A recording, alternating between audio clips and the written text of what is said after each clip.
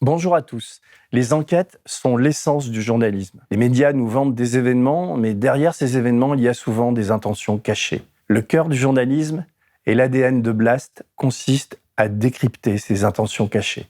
C'est un métier à risque. Depuis que Blast a été lancé, nous avons publié sur notre site environ 150 enquêtes inédites, dont une trentaine ont été déclinées en vidéo. Quand Mediapart s'est lancé avec des moyens bien supérieurs aux nôtres, ils ont beaucoup ramé avant que deux affaires, Bettencourt et Cahuzac, ne créent un salvateur mouvement de sympathie et d'adhésion. On n'en est pas encore là à Blast et notre modèle économique est foncièrement différent puisque tous nos contenus, y compris nos enquêtes, sont en accès libre.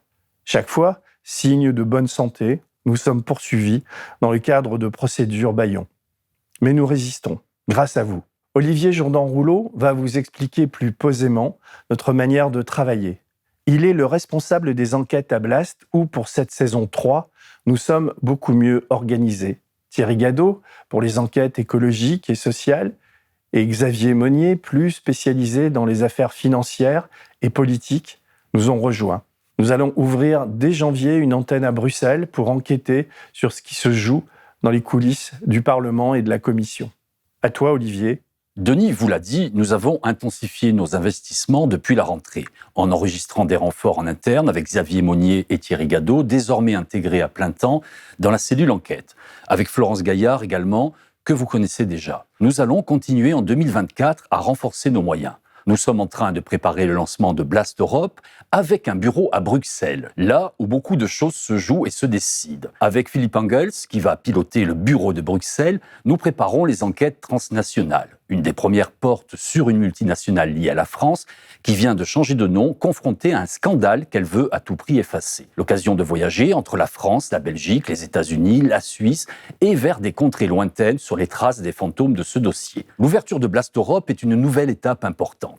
Le programme que nous préparons, j'en suis sûr, tiendra ses promesses. Si on prend le temps d'une pause, on peut mesurer la portée et l'impact des informations produites par la cellule enquête de Blast. Petit panorama, non exhaustif évidemment, mais qui vous permettra, je l'espère, de prendre la mesure du chemin parcouru pour un média émergent et indépendant comme Blast, qui a moins de 3 ans. Ceux qui nous suivent depuis le début le savent déjà sûrement, mais pour les autres qui nous ont découverts il y a peu, nous sommes à l'origine des révélations sur la corruption orchestrée par le Qatar en France, mais aussi en Israël. Nos révélations sur le pot de vin touché par Benyamin Netanyahou a été reprise par la presse israélienne. En France, nous avons apporté des documents majeurs sur les dessous des cartes de l'achat de la Coupe du Monde de football, sur le rôle trouble de personnalités de premier plan qu'on voit partout, par exemple Bernard-Henri Lévy, BHL, qui nous a fait un procès parce que nous avons révélé que l'émir du Qatar lui avait fait un virement de 9 millions d'euros. Denis vient d'en parler. Il a porté plainte en diffamation et perdu 2 fois. Le Qatar Gate de Blast, ce sont plus de 30 articles publiés, une série documentaire de 8 épisodes, et tout ce travail et les 2 auteurs principaux récompensés en début de l'année par un prix éthique Anticor. L'équipe de Blast, avec 2 représentants ici, Mathias et Soumaya, je pense à Olivier aussi, Olivier Rouleau, qui supervise nos articles, et Denis, évidemment, pour lequel j'ai un plus grand respect, puisque nous nous côtoyons à distance jusqu'ici depuis presque 30 ans, et que je suis très fier d'avoir travaillé pour Blast, après avoir écumé quelques rédactions françaises. Et au passage, puisqu'on parle récompense, nous avons aussi été très fiers à Blast de remporter cette année le prix de la meilleure enquête des Assises du journalisme à Tours, où notre enquête sur le groupe Ebra, signée en plusieurs volets par Franck Desprest, a été distinguée. La cellule enquête de Blast travaille sur la durée et le long terme, mais elle est aussi mobilisée sur l'actualité, sur la situation au Proche-Orient ces derniers temps. En plus de nos informations sur le financement de Netanyahou par le Qatar, qui finançait en même temps le Hamas, les 2 ennemis qui se font la guerre, nous avons révélé ceux de la fondation Drahi au profit de Tsahal, l'armée israélienne, pour un centre de remise en forme sur la base militaire navale d'Haïfa. Le circuit que nous dévoilons montre que ces investissements bénéficient d'exemptions fiscales et sont donc pour partie financés par l'argent public des Français. Dans le même temps, le traitement de cette actualité brûlante au Proche-Orient fait l'objet d'une véritable propagande dans les médias et sur les plateaux des télés françaises. Dans une autre enquête, nous avons révélé les interrogations et les tensions au sein de la rédaction de BFM sur ce déséquilibre, la chaîne de Patrick Drahi. Nous avons documenté et travaillé sur l'implantation de l'extrême droite en France et l'émergence de groupuscules nazis, cette ultra-droite qui se sent pousser des ailes. Blast a révélé l'audition de Patrick Stroda, en début d'année, le directeur de cabinet du président de la République, dans une affaire liée à la criminalité organisée corse.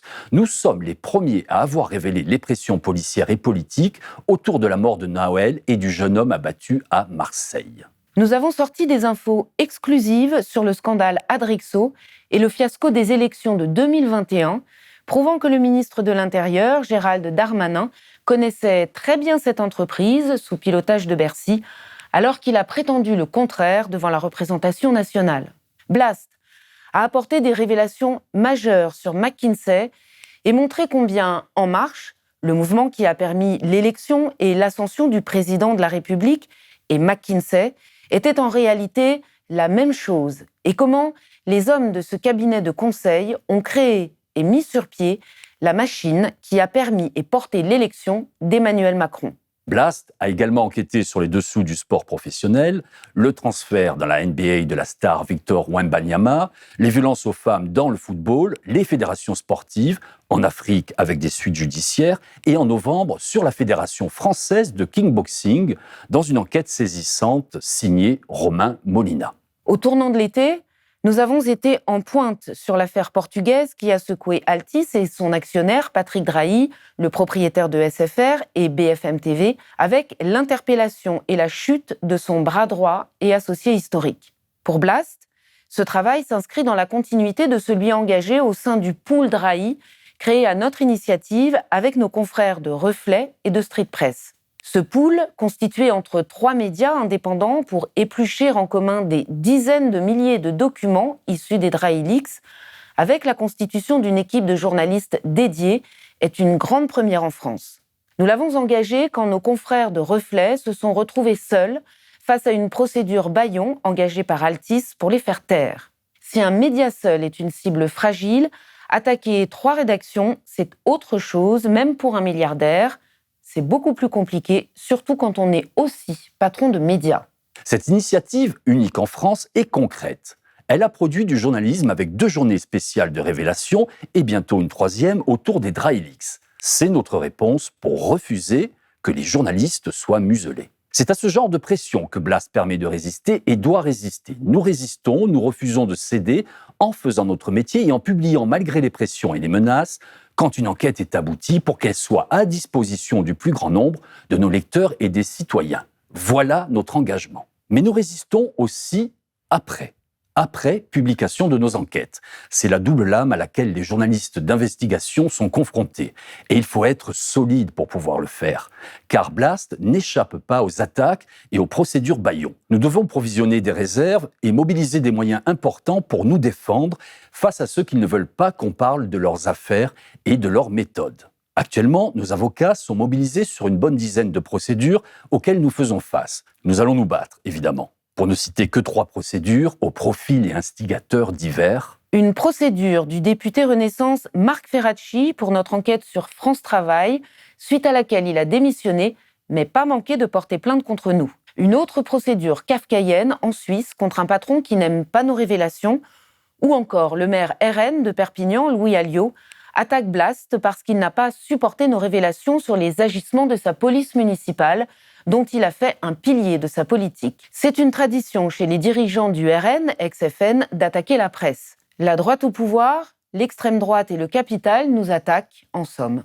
Ces procès et ces procédures assomment la presse. Ses adversaires, souvent ceux qui l'achètent par ailleurs, le savent trop bien et abusent de ses méthodes. C'est contre ça que Blast existe et a été créé. Évidemment, nous n'avons à ce jour jamais été condamnés, mais ce combat est accaparant et chronophage et demande des moyens. Ce sont plusieurs millions d'euros à chaque fois pour nous défendre et je tiens à souligner l'engagement de nos avocats, à commencer par Maître Julien Kahn qui se bat avec un très grand professionnalisme et conviction pour la liberté de la presse. Ces contraintes s'imposent à nous, Mais si nous pouvons garder la tête haute et ne céder à aucune pression, c'est grâce à vous toutes et tous qui nous soutenez chaque mois. Notre travail, ce travail d'utilité publique, n'existe et ne peut exister que parce que vous êtes là avec nous depuis le début et que vous continuez à être présents, à vous abonner, à nous faire un don pour que les informations que nous révélons soient connues et partagées le plus massivement possible.